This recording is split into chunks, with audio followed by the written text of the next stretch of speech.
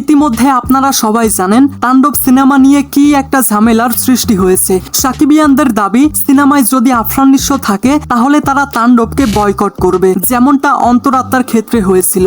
আর এটার কারণ তো আপনারা জানেন, আফরান নিশো তার সুরঙ্গের প্রমোশন করার সময় শাকিব খানকে কিভাবে ছোট করেছিল।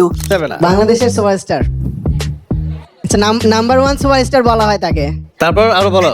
কিন্তু যখন শাকিব খান তার সামনে আসলো তখন বোঝা গেল যে দূর থেকে অনেক কিছু বলাই যায়, কিন্তু সামনাসামনি চিত্রটা একদমই ভিন্ন।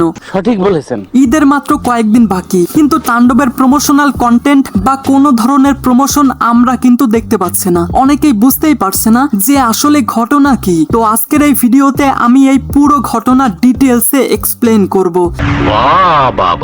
So this is going to be an very interesting video. তাই ভিডিও শুরু করার আগে চ্যানেলটা সাবস্ক্রাইব করুন। আরে বাহ, আপনাকে থ্যাংক ইউ। ওয়েল, এই সমস্ত কথাগুলো আমি ঘটনার মাধ্যমে আপনাদের সামনে তুলে ধরছি। ঘটনা 1, ফেব্রুয়ারির 10 তারিখে শাকিব খানের সঙ্গে নিশো দেখা করতে চেয়েছে শুধুমাত্র মীমাংসা করার জন্য, যেটা শাকিব খান অ্যাভয়েড করেছিল। এর মূল কারণ শাকিব খান তাকে নিয়ে করা ব্যক্তি আক্রমণ কখনোই মেনে নেননি। ঘটনা 2, রোজার ঈদের কয়েকদিন আগেই তাণ্ডবের শুট শুরু হয়েছিল, যার দরুন আলফা আয়ের বনানী অফিসে অনেকভাবেই শাকিবের সঙ্গে মীমাংসা করতে চেয়েছে আফরান নিশো, যেটা সিনেমা রিলেটেড সবাই জানে। বনানীর অফিসে টানা 4 দিন নিশোর যাতায়াত ছিল। ঘটনা 3, শাকিব খান একদিন মেকআপ রুমে বসেছিলেন নিশোকে নিয়ে, তখনই শাহরিয়ার শাকিল ঢুকছিল। এমন সময় শাকিব খান উঠে বেরিয়ে যেতে লাগলেন, ঠিক তখনই শাকিল সেটা বুঝতে পেরে আর নিশোকে নিয়ে ঢোকেনি। ঘটনা 4, শাকিবের একটা কথা যেটা তার কাছের মানুষদের কাছ থেকেও শোনা যায়। উনি বলেন, যদি মাপ চাওয়ারই থাকে তাহলে সেটা প্রকাশ্যে চাক, আমি সেটা ভুলে যাব এবং তাকে কাছে টেনে নেব। এভাবে আমার কাছে মাপ চেয়ে কি লাভ? সে বলেছে সরাসরি, তাই মাফও চাইবে সরাসরি। ঘটনা 5, নিশো যখন এটা শুনলো তখন শাকিল তার নিজের পার্সোনাল আইডি এবং তার প্রোডাকশন পেজ থেকে একটি ভিডিও বার্তা দেয়। সেখানে সে মাপ চেয়েছিলেন, কিন্তু এই মাপ চাওয়াটা ছিল ইনডিরেক্টলি। রোজার ঈদের 4 দিনের মাথায় এমন একটা ভিডিও ছাড়েন শাকিল এবং তাদের টিম। ঘটনা 6, এত কিছু দেখার পরও শাকিব খানের মন 1 ইঞ্চিও গলেনি, উল্টো তিনি বলেন যে মাফ প্রকাশ্যে চাক। ঘটনা 7, তাণ্ডবের শুটিং চলমান, কিন্তু রাফি শাকিল তখনও শাকিব খানকে কনভিন্স করতে ব্যস্ত। তাদের চাওয়া শুধুমাত্র নিশোর সঙ্গে সব মীমাংসা করে তাকে একটা ক্যামিও দেওয়া, যেটা শাকিব খান শুরু থেকেই না করে গেছেন। এরপরও তারা একের পর এক রিকোয়েস্ট করেই গেছে।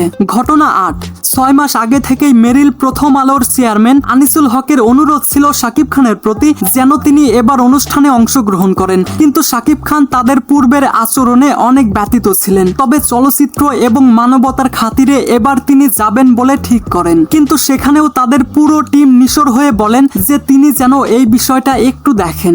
ঘটনা 9, মেরিলের অনুষ্ঠান ঘনিয়ে এলো, তাদের কর্তারা শাকিব খানকে রিকোয়েস্ট করেই যাচ্ছিলেন, যেমন আনিসুল হক, রায়হান রাফি, শাহরিয়ার শাকিল, এমনকি কিছু সাংবাদিক। কিন্তু শাকিব খান বলেন, এবার আমি যাব, তবে সে যদি আমার কাছে উদার মনে ক্ষমা চায় তাহলে আমি তাকে ক্ষমা করে দিয়ে বুকে টেনে নেব। চলচ্চিত্রের খাতিরে আমি সবকিছু ভুলে যাব। ঘটনা 10, এলো সেই সময় শাকিব খান গেলেন এবং সবকিছু শাকিবময় হয়ে গেল, কিন্তু নিশো মাফ চেয়েও যেন চাইলেন না। শাকিব খানও তাকে গোনায় ধরেনি। এরপর তিনি আর এসব টপিক একের পর এক এড়িয়ে গেলেন।